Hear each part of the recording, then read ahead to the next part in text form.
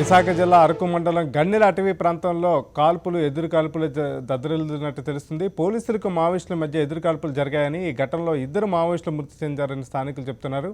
ఇంకా కూంబింగ్ కొనసాగుతుందని సమాచారం. దీనికి సంబంధించి పూర్తి వివరాలు మా కరెస్పాండెంట్ వెంకట్ నడి తెలుసుకుందాం. వెంకట్, ఈ ఎన్కౌంటర్కి సంబంధించి తాజా సమాచారం ఏంటి? మృతులు 2 వరకు ఉండొచ్చని తెలుస్తుంది. మీకు అందిన సమాచారం ఏంటి?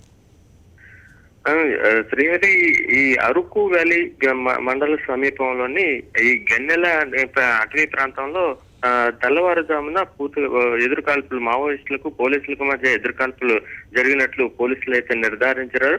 ఆర్వి నగర్ పరిసర ప్రాంతాల్లో ఈ మావోలు వచ్చినట్లు వాళ్ళకి సమాచారం రావడంతో కూంబింగ్ మొదలు పెట్టినట్లు వాళ్ళు చెప్పడం జరుగుతుంది. మరోవైపు చూసుకున్నట్లయితే ఈ పాచిపెంట ఒరిస్సా సమీపంలోని ఈ ఏదైతే ఒక అటవీ ప్రాంతంలోకి దారి ఉంది, ఆ దారి గుండా ఈ మావోయిస్టులు వచ్చినట్లు వాళ్ళకి సమాచారం అందడంతోనే ఈ ఈ ముమ్మరంగా కూంబింగ్ నిర్వహించారు. ఈ నేపథ్యంలోనే ఈ మావోయిస్టులు ఎదురుపడడంతో పోలీసులు ఫైర్ ఓపెన్ చేసినట్లు వాళ్ళు చెప్తున్నారు. అలాగే ఈ ఘటనలో 2 మావోయిస్టులు చనిపోయినట్లు స్థానికులు అయితే మాత్రం చెప్తున్నారు. పోలీసులు ఎంతవరకు ఎటువంటి నిర్ధారణ చేయట్లేదు. ఎందుకంటే ఎవరైనా మావోయిస్టులు మాటు వేసి ఉంటారేమో అన్న అనుమానంతో ఇంకా పోలీసులు ఆ ప్రాంతానికి వెళ్ళలేకపోతున్నారు.